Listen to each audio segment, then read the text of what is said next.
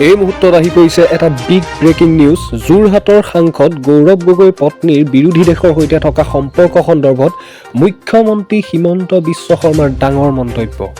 সাংসদ গৌৰৱ গগৈৰ পত্নীৰ পাকিস্তানী ISIৰ লগত সম্পৰ্ক থকা বুলি যি বিতৰ্ক হৈ আছে, সেই সন্দৰ্ভত মুখ্যমন্ত্ৰীজনে আগবঢ়োৱা মন্তব্যটো আপোনালোকলৈ আগবঢ়াইছোঁ। মই এলিজাবেথৰ বিৰুদ্ধে SIT গঠন কৰিব খোজা নাই, আমি জানিবৰ কাৰণে। যদি এনেই টুইটাৰত কৈ থাকিলেতো খবৰবিলাক গম নাপাম। এটা কিমানবাৰ পাকিস্তানত গৈছে, পাছপৰ্টখন খুজি আনিলেহে গম পাম। পাছপৰ্টখনতো মই খুজিব নোৱাৰোঁ, থানাৰ পৰাহে খুজিব লাগিব। গতিকে ইয়াৰ এটা প্ৰক্ৰিয়া আছে। আমি 3-4 দিন প্ৰথম অৱস্থাত এইটো এটা পলিটিকেল ডিবেট আছিল, কিন্তু এতিয়া বিষয়টো ঘনঘোৰ এটা অৱস্থাত গুচি গৈছে। কাৰণ তৰুণ গগৈৰ বোৱাৰী এগৰাকী বিয়াৰ পিছত পাকিস্তানত যাব, এইটোতো কোনেও অসমত কল্পনা কৰিব নোৱাৰা কথা এটা। বিয়াৰ আগত পাকিস্তানত যোৱাটো বাৰু মানি ল'লোঁ, বিয়াৰ পিছতো পাকিস্তানত গৈছে। এতিয়া তেনেকুৱা ইনফৰমেশ্যনো আহিছে। এতিয়া তাৰ কাৰণে কি কৰিব লাগিব? তেওঁৰ পৰা পাছপৰ্ট ভিছাখন মাতি আনিব লাগিব। পাছপৰ্ট ভিছাটো মুখ্যমন্ত্ৰীয়ে ক'লে তেওঁ নিদিব, তাৰ কাৰণে তেওঁলোকে নটিচ পঠাব লাগিব।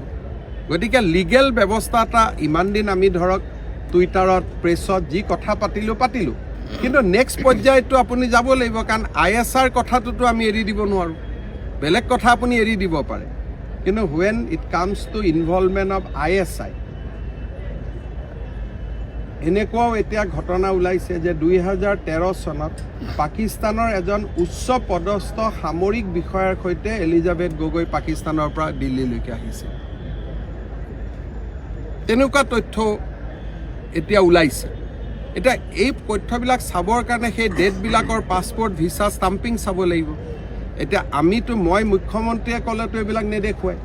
সেইবিলাক কেতিয়া দেখুৱাব? যেতিয়া আমি ইমিগ্ৰেশ্যনক চিঠি লিখিম, আমি যিটো গভৰ্ণমেণ্টৰ ভিছা ষ্টাম্পিং কৰা ওলোৱা যিবিলাক অৰ্গেনাইজেশ্যন আছে, তেওঁলোকক আমি চিঠি লিখিলেহে আহিব এইবিলাক। গতিকে এইবিলাক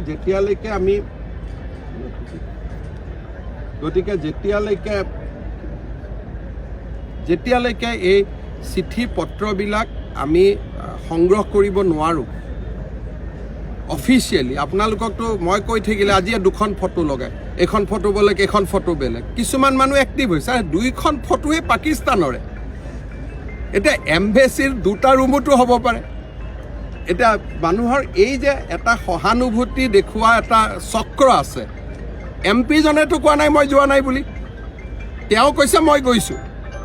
এটা আমাৰ মানুহ 2-4 জনে বেছি সমৰ্থন দেখুৱাবৰ কাৰণে এইখন ফটোটোৰ মাজত ডিফাৰেঞ্চ কি আছে? এটা শব্দ। লেকচাৰ চিৰিজ বুলি এখনত শব্দটো আছে, এখনত নাই। কিন্তু এম্বেচিত যোৱাটোতো তাত কোনেও ডিনাই কৰা নাই। গতিকে এই যে সহানুভূতিশীল চক্ৰটো আছে, তেওঁলোককো আমিতো কাগজ পত্ৰ দি বুজাব লাগিব ন, যে চাওক এইখন ভিছাৰ কপি, এইখন পাছপৰ্টৰ কপি, এইটো ষ্টাম্প হয়।